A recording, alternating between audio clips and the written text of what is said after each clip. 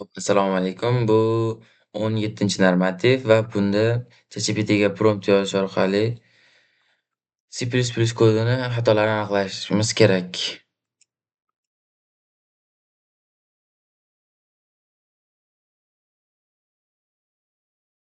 Mhm. Nusxalab olamiz CodeLogs'ga